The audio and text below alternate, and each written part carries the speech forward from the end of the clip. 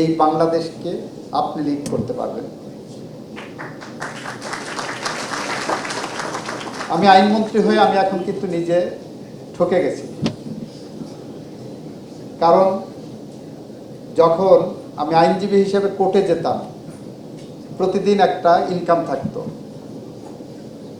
প্রতিদিন কিছু না হলেও বাজারের টাকাটা খরচ হতো। আইনজীবীদের সম্পর্কে ছোট ছোট কয়েকটা চুটকি আছে, আমি বলে শেষ করব। এখন এসে দেখি যে এগুলো কিছু নাই। সারাদিন ভূতের মতো খাটছি, সারা মাস খাটছি, মাস গেলে কিছু বেতন পাচ্ছি। আইনজীবীদের কিন্তু আপনার কাজ করবেন, মক্কেল আপনাকে ঠিক আপনার ন্যায্য হিস্সাটা দেবে। আরেকটা জিনিস মনে রাখবেন, আপনি যখন লয়ার হবেন, ক্লায়েন্ট ইজ এ ক্লায়েন্ট। এই যে এখানে মুজিব ভাই বসে আছেন, এই যে এখানে ভাইস চ্যান্সেলর বসে আছেন, আপনার এই বিশ্ববিদ্যালয়ে কিন্তু আমার ক্লায়েন্ট ছিল।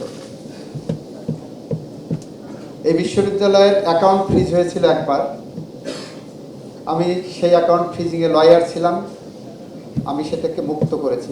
এই বিশ্ববিদ্যালয়ে কখনো আসি না। মক্কেলের কাছে কখনো আপনি নিজে ছুটে যাবেন না, মক্কেল আপনার কাছে আসবে, because this is your profession. ক্লায়েন্টে যখন ছুটে যাবেন, আমার সিনিয়র ছিলেন ব্যারিস্টার সৈয়দ ইশতিয়াক আহমেদ, বাংলাদেশের খুব প্রখ্যাত আইনজীবী ছিলেন। ওনার সন্তান ছিলেন ইমিডিয়েট পাস্ট চিফ জাস্টিস। উনি বলতেন, বাবা, মক্কেলকে কখনো বন্ধু বানাবা না। যে মুহূর্তে মক্কেল তোমার বন্ধু হয়ে যাবে, মক্কেল তোমার ফিস কম দেবে। And this is the reality, I am telling you. আপনার এই জায়গাটা একটু খেয়াল রাখবেন। আপনারা দেখবেন, মামলা যখন করতে যাবেন ক্লায়েন্টের পক্ষে, আদালতে যখন দাঁড়াবেন, তখন আপনি 10টা মামলা যদি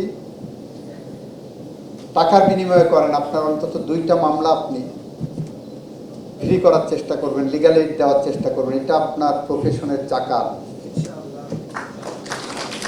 তাতে আপনার কমবে না, বাড়বে, আপনার বরকত বাড়বে।